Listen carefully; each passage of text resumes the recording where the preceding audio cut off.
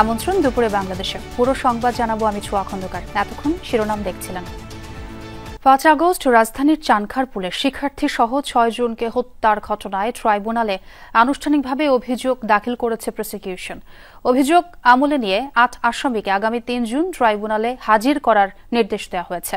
এর মাধ্যমে জুলাই গণহত্যার ঘটনায় প্রথম কোনো মামলার বিচার কাজ শুরু হলো বলে জানিয়েছেন প্রসিকিউটর গাজী এম.এইচ. তামিম। এর আগে চানখারপুলের শিক্ষার্থী আনাস সহ ৬ জনকে হত্যার ঘটনায় গ্রেফতার ৪ আসামিকে সকালে ট্রাইব্যুনালে হাজির করা হয়। গত ২১ এপ্রিল চানখারপুলের ঘটনায় ৮ জনকে আসামি করে চিফ প্রসিকিউটরের কাছে তদন্ত প্রতিবেদন দাখিল করে তদন্ত সংস্থা। আসামিরা হলেন ডিএমপির সাবেক কমিশনার হাবিবুর রহমান, সাবেক যুগ্ম কমিশনার সুদীপ কুমার চক্রবর্তী, রমনা জোনের সাবেক এডিসি শাহ আলম, মোহাম্মদ ইমরুল, সাবেক এসি রমজান, শাহবাগ থানার সাবেক পরিদর্শক আরশাদ হোসেন, কনস্টেবল সুজন, ইমাদ হোসেন এবং নাসিরুল ইসলাম। এদিকে আশুলিয়ায় ৬ মরদেহ পোড়ানোর ঘটনায় গত ১১ সেপ্টেম্বর আন্তর্জাতিক অপরাধ ট্রাইব্যুনালে ২টি অভিযোগ দায়ের হয়। ২টি অভিযোগই অভিন্ন হওয়ায় একটি মামলা হয়েছে। গত ২৪ ডিসেম্বর সাবেক এমপি সাইফুল ইসলাম সহ কয়েকজনের বিরুদ্ধে গ্রেপ্তারি পরোয়ানা জারি করা হয়। প্রসিকিউটর গাজী এম.এইচ. তামিম জানান, ২২৭ জনকে হত্যার লাইসেন্স পেয়ে গেছি বক্তব্যের জন্য শেখ হাসিনা সহ ২ জনকে আদালতে হাজির হওয়ার নির্দেশ দিয়েছেন ট্রাইব্যুনাল। পত্রিকায় বিজ্ঞপ্তি দিয়ে ১ সপ্তাহের মধ্যে শেখ হাসিনাকে হাজির হওয়ার নির্দেশ দিয়েছেন ট্রাইব্যুনাল। ট্রাইব্যুনালের তদন্ত সংস্থায় পক্ষ থেকে চিফ প্রসিকিউটর বরাবর যে তদন্ত প্রতিবেদন দাখিল করা হয়েছিল সেই তদন্ত প্রতিবেদন এবং বিভিন্ন ডকুমেন্ট পর্যালোচনা করে বিজ্ঞ চিফ প্রসিকিউটর আজকে ট্রাইব্যুনালে ফরমাল চার্জ দাখিল করেছেন। এটি আজকে ট্রাইব্যুনালে প্রাথমিকভাবে শুনানি হবে, তারপরে ট্রাইব্যুনাল নির্ধারণ করবেন পরবর্তী পদক্ষেপ। দর্শক, জুলাই গণহত্যার বিষয়ে ব্রিফ করছেন চিফ প্রসিকিউটর তাজুল ইসলাম। আমরা সরাসরি যেতে চাচ্ছি সেখানে। আমি চিফ প্রসিকিউটর হিসেবে আমার টিমের প্রতি এবং তদন্ত সংস্থার সকলের প্রতি আমি ধন্যবাদ জানাচ্ছি তাদের এই পরিশ্রম এবং তাদের এই ত্যাগের জন্য। আমরা যে মামলাটিতে আজকে ফরমাল চার্জ দাখিল করে যেটার ভিত্তিতে আদালত অপরাধ বিচারার্থে আমলে গ্রহণ করেছেন সেটি হচ্ছে জুলাই ৫ই আগস্টে রাজধানীর চানখারপুল এলাকায় ৬ জন তরুণকে যারা মার্চ টু ঢাকা কর্মসূচির অংশ হিসাবে ঢাকা শহরে প্রবেশ করে তারা এই জুলাই বিপ্লবকে সফল করার জন্য এসেছিলেন, তাদেরকে খুব কাছ থেকে চাইনিজ রাইফেলের গুলির মাধ্যমে পুলিশ হত্যা করেছে। আজকে যাদের বিরুদ্ধে বিচারের আনুষ্ঠানিক যাত্রা শুরু হয়েছে তারা হচ্ছেন ঢাকা মহানগরীর ডিএমপির যে সাবেক পুলিশ কমিশনার হাবিবুর রহমান সহ পুলিশের বিভিন্ন পর্যায়ের কর্মকর্তা 8 জনের বিরুদ্ধে বিচার প্রক্রিয়া শুরু হয়েছে। কারণ হলো এই ঘটনার সাথে যারা যারা সম্পৃক্ত তাদেরকে আমরা এখানে আসামি করেছি। এই ঘটনায় অনেক পুলিশ হয়তো জড়িত ছিল, সবাইকে কিন্তু আমরা আসামি শ্রেণীভুক্ত করি নাই। এটার যুক্তি হচ্ছে যে যারা সরাসরি চাইনিজ রাইফেল ব্যবহার করে মানুষকে হত্যা করেছে, ভিডিও ফুটেজে যাদেরকে আইডেন্টিফাই করা গেছে তাদেরকে আমরা বিচারের জন্য সোপর্দ করেছি। পাশাপাশি তাদের যারা সুপিরিয়র কমান্ডার ছিল অর্থাৎ ঢাকা মহানগরীর পুলিশ কমিশনার হাবিবুর রহমান, সুদীপ কুমার এবং ইমরুল, এই সমস্ত যারা সরাসরি নির্দেশ দিয়ে মানুষকে হত্যা করেছিলেন, যারা উপস্থিত থেকে নির্দেশনা দিয়েছেন, যারা পাশে থেকে ফ্যাসিলিটেট করেছেন, এই সমস্ত লোকদেরকে আমরা বিচারের জন্য আজকে সোপর্দ করেছি। এই মামলাতে বিভিন্ন ডকুমেন্ট আমরা দাখিল করেছি। শেখ হাসিনার পক্ষ থেকে যে নির্দেশনা দেওয়া হয়েছিল লিথাল ওয়েপন ব্যবহারের, সেই ভয়েস শেখ হাসিনা বিভিন্ন ব্যক্তির সাথে কনভারসেশনের মাধ্যমে যে শক্তি প্রয়োগ, লিথাল ওয়েপন ব্যবহার করে বিক্ষোভকারীদেরকে হত্যা করার যে নির্দেশ দিয়েছিলেন সেগুলো আমরা এখানে দাখিল করেছি। কিন্তু তাকে এই মামলাতে সরাসরি আসামি করা হয়নি, কারণ তার বিরুদ্ধে সেপারেটভাবে চার্জশিট দাখিল হয়েছে এবং সেখানে তার বিরুদ্ধে আলাদাভাবেই আনুষ্ঠানিক অভিযোগ অর্থাৎ ফরমাল চার্জ দাখিল করা হবে। এটা ছিল আজকের প্রসিডিংস। এর বাইরে শেখ হাসিনা এবং শাকিল আহমেদ নামে আওয়ামী লীগের গাইবান্ধার যে নেতা, যাদের মধ্যে টেলিফোন কনভারসেশনের মাধ্যমে শেখ হাসিনা বাংলাদেশে সমস্ত এই জুলাই বিপ্লবের যারা মামলা করেছেন, যারা মামলার বাদী হয়েছেন, সাক্ষী হয়েছেন, তাদের বাড়িঘর জ্বালিয়ে দেওয়া এবং তাদেরকে হত্যা করার যে নির্দেশনা দিয়েছিলেন, সেই টেলিফোনিক কনভারসেশনটা ভিত্তিতে একটা কন্টেম্প্ট প্রসিডিংস তার বিরুদ্ধে ড্র হয়েছিল। আজকে সেই কন্টেম্প্ট প্রসিডিংসেরও ফার্দার শুনানি ছিল। সেটা শুনানি অন্তে আগামী ৩রা জুন এটার পরবর্তী আদেশের জন্য ধার্য করা হয়েছে। যে কন্টেম্প্ট প্রসিডিংসে সাধারণত নোটিশ জারি হওয়ার পরে পত্রিকাতে বিজ্ঞপ্তি দেওয়ার প্রয়োজন হয় না, কিন্তু স্বচ্ছতার স্বার্থে, আন্তর্জাতিক মানদণ্ড রক্ষা করার স্বার্থে কেউ যাতে প্রশ্ন তুলতে না পারেন, সে কারণেই এই আসামিদেরকে কন্টেম্প প্রসিডিংসে হাজির হওয়ার ব্যাপারে পত্রপত্রিকায়, দুটো বহুল প্রচালিত পত্রিকায় বিজ্ঞপ্তি দিয়ে তাদেরকে আদালতে হাজির হওয়ার জন্য নির্দেশ যেটা দিয়েছেন, সেটা নোটিফিকেশন আকারে পত্রিকায় ছাপার নির্দেশ দিয়েছেন। সেটাও আগামী 3 তারিখে ফার্দার আদেশের জন্য আসবে, এবং সেদিন যদি তারা হাজির না হন, তাদের আইনজীবীর মাধ্যমেও যদি জবাব না দেন, তাহলে আদালত এই ব্যাপারে পরবর্তী আদেশ প্রদান করবে। আওয়ামী লীগের 16 বছরের নিঃসঙ্গতার ইতিহাস সেটা তুলে ধরতে কী বলতে চেয়েছিলেন? আমরা যেটা বলেছি, আওয়ামী লীগের জন্ম থেকে শুরু করে যতদিন তারা বাংলাদেশের শাসন ক্ষমতায় ছিলেন, তাদের পুরো কর্মকাণ্ডের পেছনের ইতিহাসটা তুলে ধরা হয়েছে। প্রথম শাসন আমলে, অর্থাৎ 71 সালের পরবর্তী 72 থেকে 75 সময় পর্যন্ত আওয়ামী লীগ বাংলাদেশে যে কর্মকাণ্ডগুলো করেছে, গণতন্ত্রকে হত্যা করা, একদলীয় শাসন কায়েম করা, নির্বাচন ব্যবস্থাকে সেই সময় 72-73 সালের নির্বাচন ব্যবস্থাকে কীভাবে ধ্বংস করেছিল, কীভাবে 30,000 জাসদ কর্মীকে রক্ষী বাহিনী গঠনের মাধ্যমে হত্যা করা হয়েছিল, সেই সময়ে মুজিব বাহিনী, রক্ষী বাহিনী কীভাবে একটা আতঙ্কে পরিণত হয়েছিল, এই ইতিহাস আমরা তুলে ধরেছি। সরকারি চাকরি অধ্যাদেশ 2025-এর খসড়া অনুমোদনের প্রতিবাদে সচিবালয়ে বিক্ষোভ ও সমাবেশ করেছে সচিবালয় কর্মকর্তা কর্মচারী সংযুক্ত পরিষদ। তাদের দাবির প্রতি সমর্থন জানিয়েছে বৈষম্য বিরোধী কর্মচারী ঐক্য ফোরাম।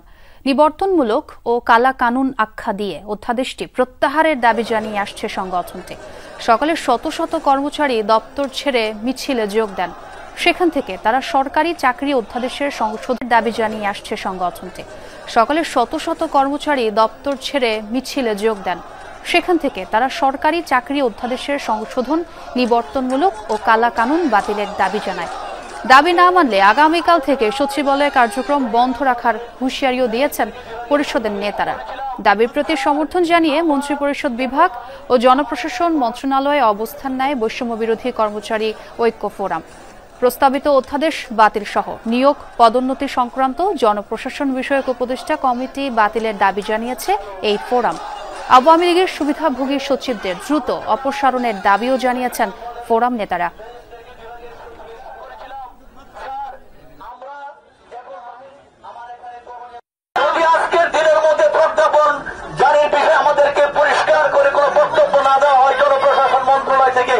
আগামীকাল থেকে আমরা সচিবালয়ের সমস্ত গেট বন্ধ করে দেব। জনগণের প্রজাতন্ত্রের কর্মচারীদের কোন উপকারের জন্য করা হয়নি। এই আইন কতিপয় ব্যক্তির হীন স্বার্থ এবং ইগো চরিতার্থ করার জন্য করা হয়েছে। রাজনৈতিক দলগুলোর মধ্যে যেমন বিভেদ রয়েছে, তেমনি জাতীয় সংকট উত্তরণের সামগ্রিক প্রচেষ্টা অব্যাহত। এই মন্তব্য করেছেন জাতীয় নাগরিক পার্টির দক্ষিণাঞ্চলের মুখ্য সংগঠক হাসনাত আব্দুল্লাহ। সকালে চট্টগ্রামের 2 নম্বর গেট বিপ্লব উদ্যান থেকে জুলাই হত্যার বিচারের দাবিতে জনমত আর জন আকাঙ্ক্ষা গড়তে পথসভার আয়োজন করে দলটি। সেখানে হাসনাত বলেন, দেশে যখনই সংকট এসেছে, গণঅভ্যুত্থানে অংশগ্রহণকারী দল এবং ফ্যাসিবাদ বিরোধীরা ঐক্যবদ্ধভাবে প্রতিরোধ করেছে। অন্তর্বর্তী সরকারের 2 ছাত্র উপদেষ্টাকে নিয়ে দলীয় ট্যাগিং দেয়া হচ্ছে বলে অভিযোগ করেন তিনি। হাসনাত জানান, গণঅভ্যুত্থানের প্রতিনিধি হিসেবে 2 ছাত্র উপদেষ্টা অন্তর্বর্তী সরকারের দায়িত্ব পালন করছেন, কোনো দলের হয়ে নয়। রাজনৈতিক দলের মধ্যে মতপার্থক্য থাকবে, আবার যখন সংকটকালীন সময় আসে তখন সেটা হচ্ছে আবার আমাদের এই বিভেদটাই হচ্ছে আবার আমরা হচ্ছে কাটিয়ে উঠে আবার ঐক্যবদ্ধ হই। এইটাই হচ্ছে আমাদের জাতীয় চরিত্র। দর্শক, এনসিপির পথসভার খবরাখবর জানতে চাই। আমার সহকর্মী আমার সঙ্গে যোগ দিয়েছেন, সুমন আছেন আমার সঙ্গে, শহীদুল সুমন। সুমন, আপনার কাছ থেকে একটু জানতে চাই, এনসিপি যে পথসভাটি এখন সেটি কোথায় আছে এবং এনসিপির নেতাকর্মীরা কি বললেন আসলে একটু জানাবেন আমাদের।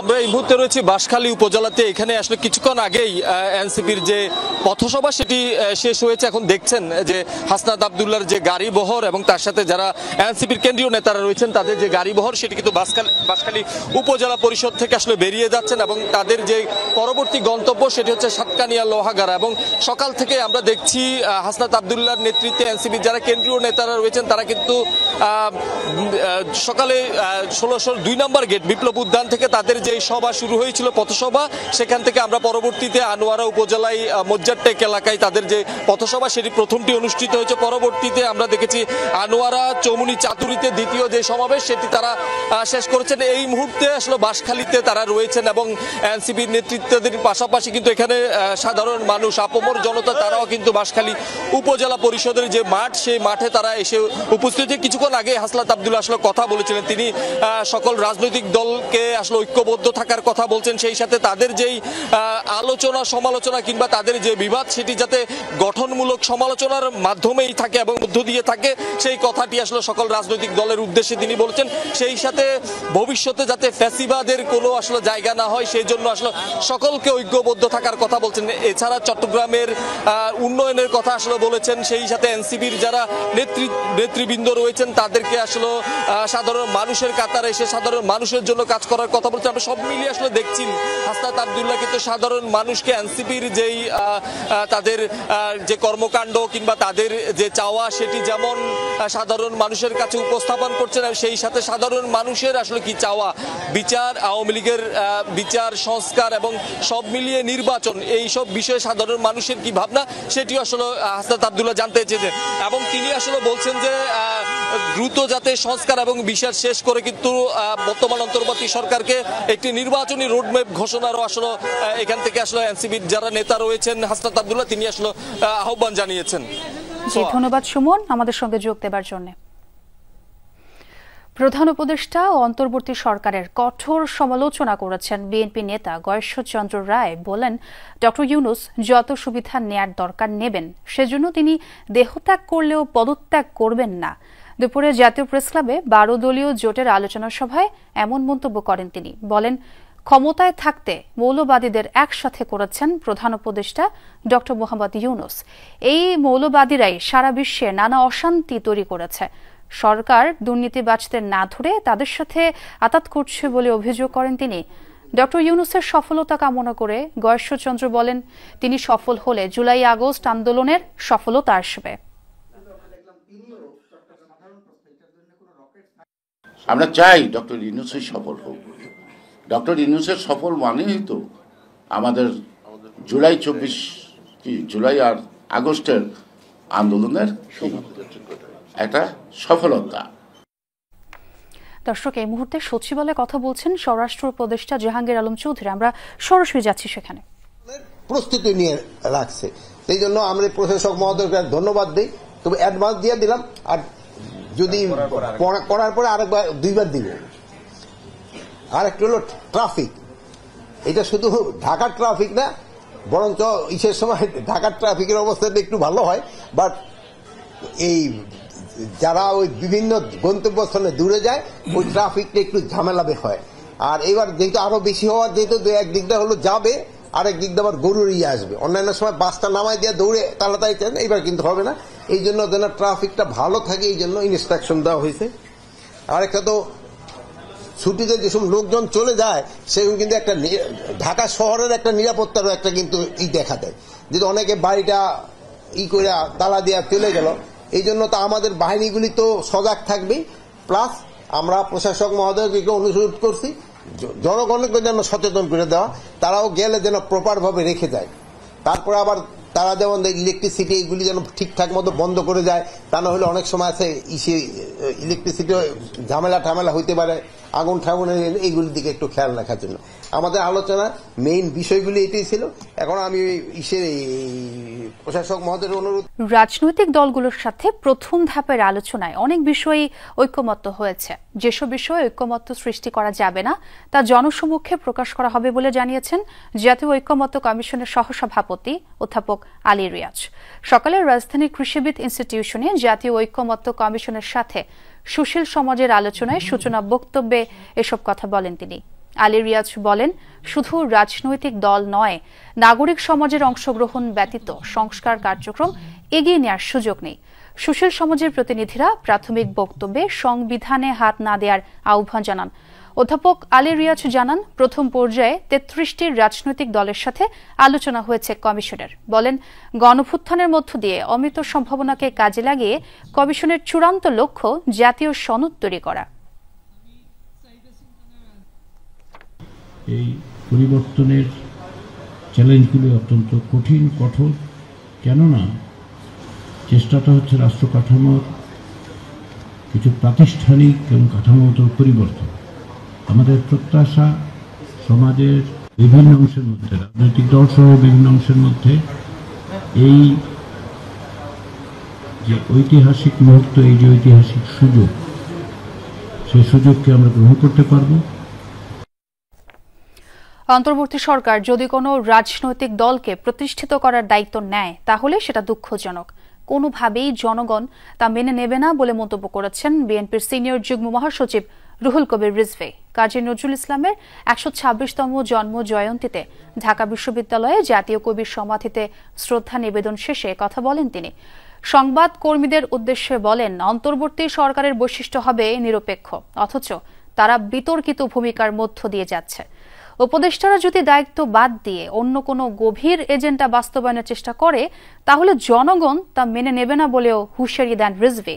নির্দিষ্ট সময় নির্বাচন অনুষ্ঠানের কথা বলা অপরাধ নয়, এমনটা উল্লেখ করেন তিনি। বলেন, জুলাই অভ্যুত্থানের আন্দোলনে কাজী নজরুল জাতিকে বারবারই অনুপ্রেরণা জুগিয়েছেন। এই 15 বছরের দুঃখ বেদনা সমস্ত কিছু ধারণ করে যখন স্বৈরাচারের পতন হলো, ফ্যাসিস্ট যখন পালিয়ে গেল, তখন ডক্টর ইউনূসকে তো আমরা সবাই সমর্থন জানিয়েছি। কিন্তু এই সরকারের ভেতর থেকে যদি পার্টিজন দলমন্যতার আমরা যদি আভাস খুঁজে পাই, বৈশিষ্ট্য খুঁজে পাই, তো সেখানে হলো ফ্যাসিস্ট যখন পালিয়ে গেল, তখন ডক্টর ইউনূসকে তো আমরা সবাই সমর্থন জানিয়েছি। কিন্তু এই সরকারের ভেতর থেকে যদি পার্টিজন দলমন্যতার আমরা যদি আভাস খুঁজে পাই, বৈশিষ্ট্য খুঁজে পাই, তো সেখানে তো আমাদের প্রতিবাদ করতেই হবে। জাতীয় কবি কাজী নজরুল ইসলামের জন্মজয়ন্তী উপলক্ষে দিনব্যাপী সারা দেশে থাকছে নানা আনুষ্ঠানিকতা। 126তম জন্মবার্ষিকী উদযাপনে সকাল থেকেই ছিল রাজধানীতে আয়োজন। এবারের প্রতিপাদ্য 24-এর গণ অভ্যুত্থান, কাজী নজরুলের উত্তরাধিকার। ঢাকা বিশ্ববিদ্যালয়ের কেন্দ্রীয় মসজিদের পাশেই জাতীয় কবি অন্তিম শয্যায় শায়িত। কবির জন্ম জয়ন্তী উপলক্ষে নানা কর্মসূচি হাতে নিয়েছে বিশ্ববিদ্যালয় কর্তৃপক্ষ। সকালে অপরাজেয় বাংলার পাদদেশে সমবেত হন শিক্ষক, শিক্ষার্থী ও কর্মকর্তা কর্মচারীরা। সেখান থেকে সকাল 6:30টায় উপাচার্যের নেতৃত্বে কবির সমাধিতে যায় একটি শোভাযাত্রা। সেখানে পুষ্পস্তবক অর্পণ এবং ফাতেহা পাঠ করা হয়।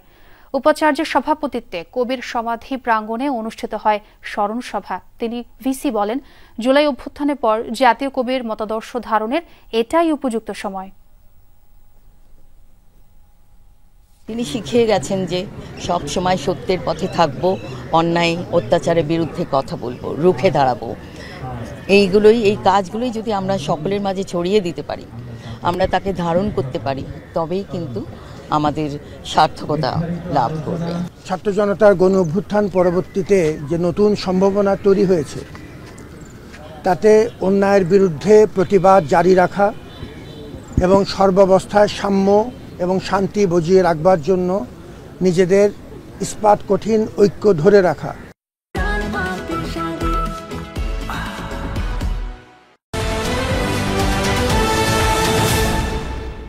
আবারও স্বাগত, দেখছেন দুপুরে বাংলাদেশ। চট্টগ্রাম বন্দর নয়, টার্মিনাল ব্যবস্থাপনার দায়িত্ব বিদেশি প্রতিষ্ঠানকে দেওয়ার উদ্যোগ আছে বলে জানিয়েছেন প্রধান উপদেষ্টার প্রেস সচিব শফিকুল আলম। তিনি বলেন, বিদেশি বিনিয়োগ আনতে হলে বন্দরের সক্ষমতা বাড়াতে হবে। ক্যাপিটাল মার্কেট জার্নালিস্ট ফোরাম আয়োজিত CMJF টকে একথা বলেন প্রেস সচিব। জানান, NBR-কে 2 ভাগ করা সরকারের অগ্রাধিকার কার্যক্রমের অংশ। এতে রাজস্ব আদায় বাড়বে। বিদেশি বিনিয়োগ আনতে নানা ক্ষেত্রে সংস্কার চলছে বলেও জানান শফিকুল আলম। বলেন, ডলারের বিনিময় মূল্য বাজার ভিত্তিক করা হলেও টাকার অবমূল্যায়ন হয়নি। পুঁজিবাজারেও স্বচ্ছতা বজায় রাখার চেষ্টা চলছে। এ সময় প্রেস সচিব জানান, আগামী 30 জুনের মধ্যেই হবে নির্বাচন।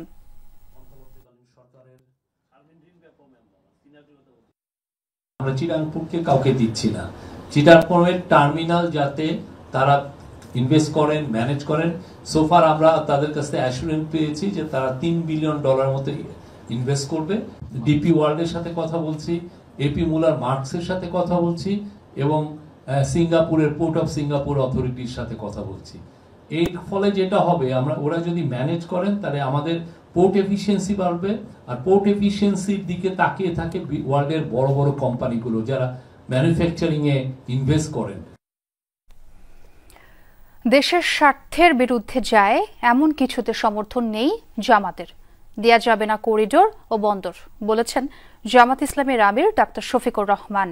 দুপুরে মৌলভীবাজারের কুলাউড়ায় চা শ্রমিকদের সাথে মতবিনিময় শেষে জামাতের আমির বলেন, করিডোর ও বন্দরের মতো ইস্যুতে নির্বাচিত সরকারেরই সিদ্ধান্ত নেওয়া উচিত।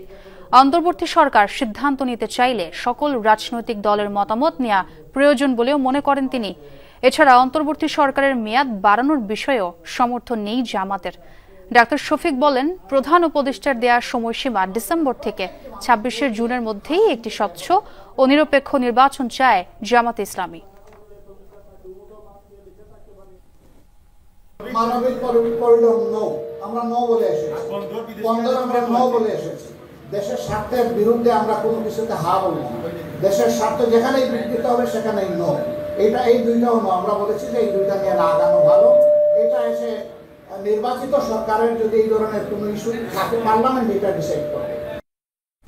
জুলাই অভ্যুত্থানের মাধ্যমে দেশের স্বাধীনতার চেতনা ও গণতান্ত্রিক অগ্রযাত্রা সমুন্নত হয়েছে, এমন মন্তব্য করেছেন নৌ উপদেষ্টা ডক্টর এম সাখাওয়াত হোসেন।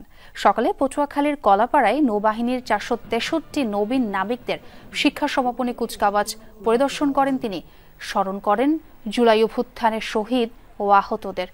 দেশের সার্বভৌমত্ব রক্ষায় নৌবাহিনীর নবীন সদস্যদের দৃঢ় সংকল্পবদ্ধ হওয়ার আহ্বান জানান উপদেষ্টা।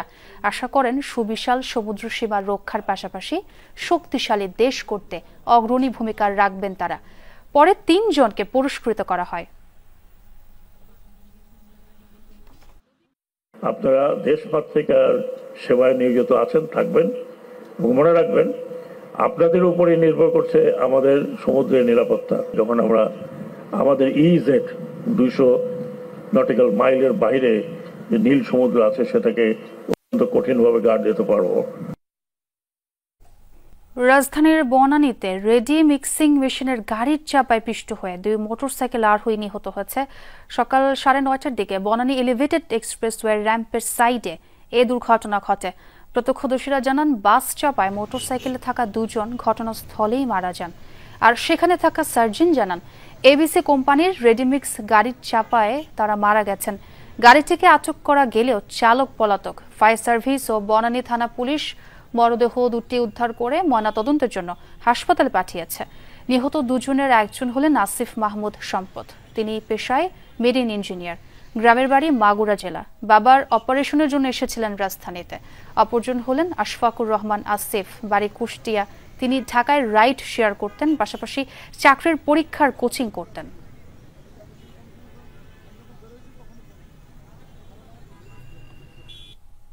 পাশে চাপ দিয়া ওই লোকটারে বাড়ি দিয়া মাথার মজক চিটকিয়া বিটকে আমার মায়া চিকর মারে দেখে আমি ওন্দে উঠে গেছি। আয়া দেখি 2 জন স্পটে বাইক থেকে ডান সাইডে পা রাখছে যে পড়ে গেছে। পিছন থেকে একজন একটা মিক্সার মেশিন এসে গার মধ্যে উঠাই দিয়েছে এবং স্পটেই 2 জনকে মৃত বলে আমরা পাইছি। মানি লন্ডারিং মামলায় যুব মহিলা লীগের বহিষ্কৃত নেত্রী শামিমা নূর পাপিয়াকে 4 বছরের কারাদণ্ড দিয়েছেন আদালত। এছাড়া তাকে 5 লাখ টাকা জরিমানা করা হয়েছে। রোববার ঢাকার বিশেষ জজ আদালত এ রায় ঘোষণা করেন। তবে এ মামলার অন্য 4 আসামিকে খালাস দেওয়া হয়েছে। 2020 সালের ফেব্রুয়ারিতে ঢাকার শাহজালাল আন্তর্জাতিক বিমানবন্দর থেকে আটক হন শামিমা নূর পাপিয়া ও তার স্বামী মফিজুর রহমান। মামলার তদন্তে উঠে আসে রাজনীতি ও প্রভাব খাটিয়ে গড়ে তোলা হয়েছিল একটি অপরাধ চক্র। ঢাকার একাধিক হোটেলে চলত অবৈধ কর্মকাণ্ড, যেখানে ছিল অস্ত্র, মাদক এবং বিপুল অর্থ লেনদেন। ফের মৌলভীবাজারের বড়লেখা ও সিলেটের বিয়ানীবাজার সীমান্ত দিয়ে 153 জনকে পুশিন করেছে বিএসএফ। বিজিবি 52 ব্যাটালিয়নের অধিনায়ক লেফটেন্যান্ট কর্নেল মেহেদি হাসান জানান, শনিবার গভীর রাত থেকে সকাল পর্যন্ত চলে পুশিন কার্যক্রম। ঘন জঙ্গল ও বিলের মধ্য দিয়ে তাদের ঠেলে দেওয়া হয় বাংলাদেশের দিকে। তবে সতর্ক অবস্থানে থাকায় তাদের সবাইকে আটক করে বিজিবি সদস্যরা। বিজিবি জানায় আটককৃতদের মধ্যে বড়লেখার শাহবাজপুর সীমান্ত দিয়ে ৭৯ জন, পাল্লাথল সীমান্ত দিয়ে ৪২ জন আর বিয়ানীবাজারের ৯ গ্রাম সীমান্ত দিয়ে ৩২ জনকে পুষেন করা হয়। তাদের পরিচয় যাচাই বাছাইয়ের কাজ চলছে।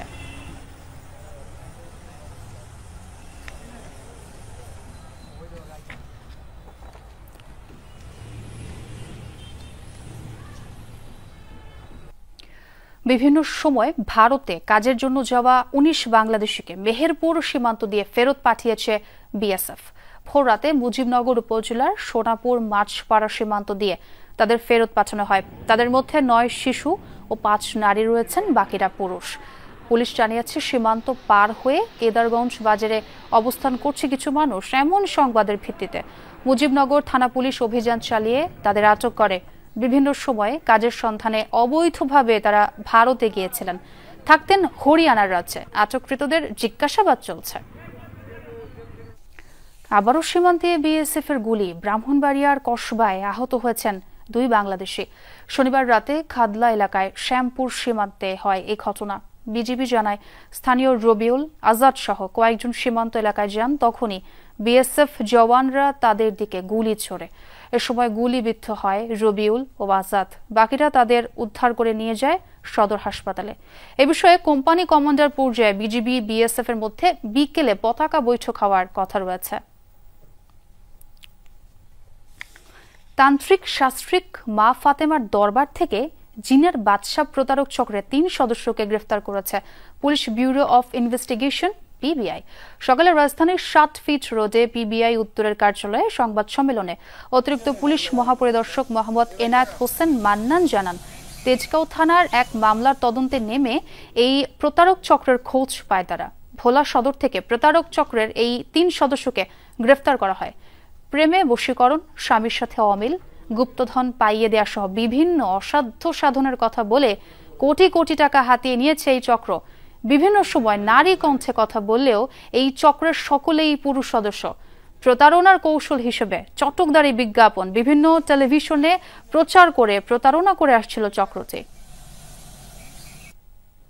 এই জিনের বাদশাহ অথবা জৌনপুরী, মা ফাতেমা এই ধরনের বিভিন্ন নামে প্রলুব্ধ হয়ে তাদের লোভনীয় বিভিন্ন অ্যাডে প্রলুব্ধ হয়ে আপনারা কাউকে টাকা পয়সা দিবেন না, না বুঝে কারো প্রতারণার চক্করে বা ফাঁদে পড়বেন না। বিগত সময়ে দেশের সবচেয়ে দুর্নীতিগ্রস্ত প্রতিষ্ঠান হিসেবেই চিহ্নিত ভূমি অফিস। কেননা জরিপের মধ্যে প্রকৃত মালিকের নাম নেই, অন্যজনের নাম লিখে রেখেছে, যাতে সাধারণ মানুষ হচ্ছেন ভোগান্তির শিকার। ভূমি মেলা 2025-এর উদ্বোধনী আয়োজনে এ মন্তব্য করেছেন ভূমি উপদেষ্টা আলী ইমাম মজুমদার। বলেন, সমস্যাগুলো চিহ্নিত করে ডিজিটালাইজেশনের মাধ্যমে দ্রুত সমাধানের পথ খুঁজতে হবে। উপদেষ্টা বলেন, সার্ভার সমস্যার কারণে 3 থেকে 4 কোটি টাকার বেশি ভূমি কর আদায় করা সম্ভব হয় না। তাই প্রযুক্তিগত জটিলতা কাটিয়ে এই প্রক্রিয়া আরও সহজ করতে প্রয়োজনীয় পদক্ষেপ গ্রহণের কথা জানান উপদেষ্টা। এক ভিডিও বার্তায় এই মেলার উদ্বোধন ঘোষণা করেন প্রধান উপদেষ্টা ডক্টর মোহাম্মদ ইউনুস। পরে মেলার বিভিন্ন স্টল পরিদর্শন করেন উপদেষ্টা আলী ইমাম মজুমদার। কিভাবে মানুষ ভোগান্তি শিকার হচ্ছেন এটা সম্পর্কে সারা দেশে কিন্তু ব্যাপারটা তাই। এই মন্ত্রণালয়ের লোকদেরকে, যারা বিশেষ করে উপরের লোকদের তো দেখতে পায় না, মাঠ পর্যায়ে যারা আছে তাদেরকে ভালো চোখে দেখে না, তাদের সম্পর্কে খুব বিরূপ মন্তব্য করে। সবচেয়ে দুর্নীতিগ্রস্ত বলে চিহ্নিত করা হতো, এর মধ্যে এইটা একটা। এটা বলতে আমি কোনো রকম লজ্জা বোধ করছি না, যেহেতু আজকে আমি এখানে আছি। টাঙ্গাইলের বনাঞ্চলে বসবাসকারীদের বিরুদ্ধে দায়ের করা 129টি মামলা প্রত্যাহারের ঘোষণা দিয়েছেন বন ও পরিবেশ উপদেষ্টা সৈয়দা রিজওয়ানা হাসান।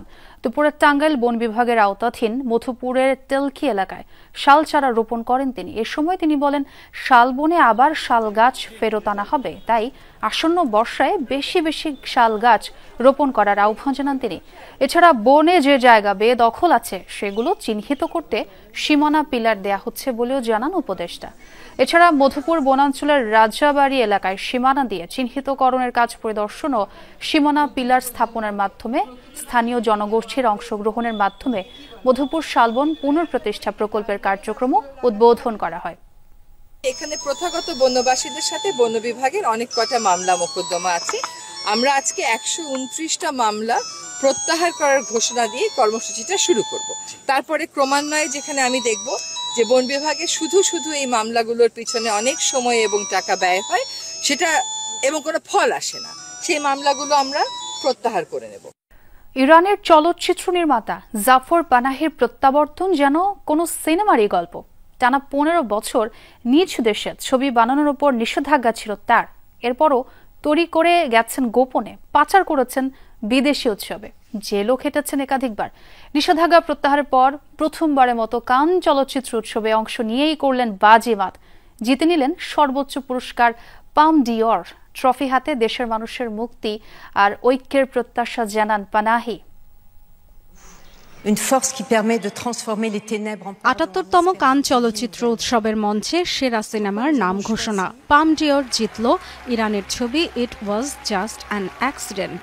আবেগ আপ্লুত নির্মাতা জাফর পানাহি। পুরস্কারের মঞ্চে ইরানের মানুষের ব্যক্তি স্বাধীনতা আর মুক্তির পক্ষে কথা বলেন তিনি। মতবিরোধ দূর করে এক হওয়ার আহ্বান জানান। ৬৪ বছর বয়সী জাফর পানাহি এমন একজন নির্মাতা যিনি চলচ্চিত্র দিয়েই বছরের পর বছর লড়াই করে গেছেন কট্টরপন্থী সরকারের বিরুদ্ধে, আর তার জন্য চড়া মাশুলও গুনতে হয়েছে। সিস্টেমের বিরুদ্ধে প্রোপাগান্ডা ছড়ানোর অভিযোগে ২০১০ সাল থেকে চলচ্চিত্র নির্মাণ নিষিদ্ধ ছিল তার জন্য। বিদেশ ভ্রমণেও ছিল নিষেধাজ্ঞা। এরপরও অবশ্য ছাড়েননি ক্যামেরা। গোপনে চালিয়ে গেছেন সিনেমা তৈরির কাজ। সরকারের নজর এড়িয়ে বিভিন্ন আন্তর্জাতিক উৎসবেও পাঠিয়েছেন সেসব। তার একাধিকবার জেলবন্দি থাকার অভিজ্ঞতায় তৈরি স্বর্ণপাম জয়ী এই রিভেঞ্জ থ্রিলার। উৎসবে অংশ নিয়ে জানালেন সে গল্প। ছবিতে যা দেখানো হয়েছে তা প্রায় অর্ধশত বছর ধরে ইরানের কারাগারে বন্দী থাকা মানুষগুলোর অভিজ্ঞতা। মাঝে মাঝে আমার হাস্যকরই লাগে। একজন শিল্পীকে কারাগারে ছুড়ে দেওয়ার অর্থ কি হতে পারে? আপনারা কি বুঝতে পারছেন? জেলে গিয়ে আরো নতুন আইডিয়া পাচ্ছেন তারা। ইরান সরকারের রোশানলে থাকায় গ্রেফতারের শঙ্কা থাকলেও আবারও দেশে ফিরতে চান সাহসী নির্মাতা জাফর। জানান কোনো কিছুকেই ভয় করেন না তিনি। আবারও নিতে চান চলচ্চিত্র নির্মাণের চ্যালেঞ্জ। দেশের সব মানুষের মতোই আমার আচরণ, যেখানে প্রতিনিয়ত বাধা, পর্দা নিয়ে কড়াকড়ি। এরপরও অনেকে তা মানছে না। সেটা কি বিপজ্জনক নয়? উৎসব শেষ হলেই আমি তেহরান যাব। ২০০৩ সালের সবশেষ কান উৎসবে গিয়েছিলেন চলচ্চিত্র ক্রিমসন গোল্ড নিয়ে। ২২ বছর পর স্ত্রী তাহিরি সাইদি ও মেয়ে সলমাসকে নিয়ে এবারের ফ্রান্স যাত্রা আরও স্মরণীয় হয়ে থাকবে তার জন্য। স্বর্ণপাম জয়ের মধ্য দিয়ে ইউরোপের ৩টি বড় ফিল্ম ফেস্টিভ্যালে সেরা ছবির পুরস্কার জয়ের বিরল রেকর্ড গড়েছেন জাফর। Dorothy Tasrin, Jamuna news.